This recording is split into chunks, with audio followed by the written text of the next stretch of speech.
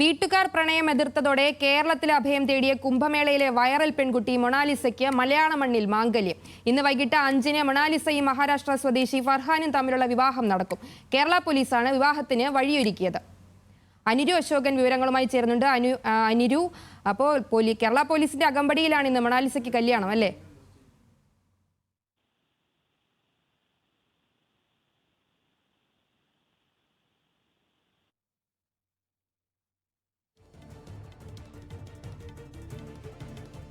സ്വദേശിയായ മൊണാലിസയും മഹാരാഷ്ട്ര സ്വദേശിയായ ഫർഹാനും ഫേസ്ബുക്ക് വഴി പരിചയത്തിലാകുകയും പിന്നീട് പ്രണയത്തിലാകുകയും ചെയ്യുന്നത്. പിന്നീട് ഈ ഒരു ബന്ധം വീട്ടുകാർ അറിഞ്ഞിട്ടാണോ എന്തുവാ, പക്ഷേ ഈ മൊണാലിസയ്ക്ക് കുടുംബത്തിൽ നിന്ന് തന്നെ വേറൊരു ആലോചന വരികയാണ്.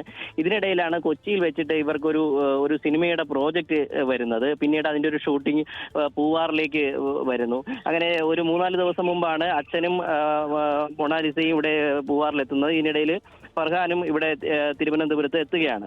അപ്പോൾ ഇന്ന് രാവിലെയോടുകൂടിയാണ് മൊണാലിസയുമായി ഫർഹാൻ തമ്പാനൂർ പോലീസ് സ്റ്റേഷനിൽ എത്തുകയും ഞങ്ങൾക്ക് ഒരു അഭയം നൽകണമെന്ന് ആവശ്യപ്പെടുകയും ചെയ്തത്. അതായത് മൊണാലിസ പറയുന്നത് തന്റെ അച്ഛനിൽ നിന്ന് തനിക്കൊരു രക്ഷ വേണം. കാരണം ഫർഹാനുമായിട്ടുള്ള ഒരു വിവാഹം ബന്ധം അറിഞ്ഞു കഴിഞ്ഞാൽ ഇനി തനിക്ക് മധ്യപ്രദേശിലേക്കോ പ്രയാഗ്രാജിലേക്കോ പോവില്ല.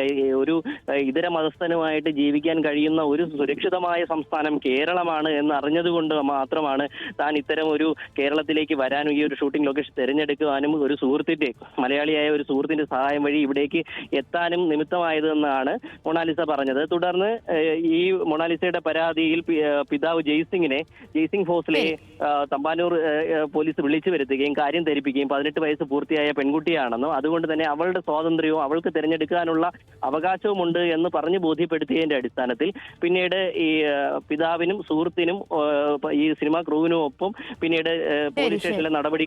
ശരി അനുരു. തിരുവനന്തപുരത്ത് നിന്ന് അനുരു അശോകനാണ് വിവരങ്ങൾ നൽകിയത്.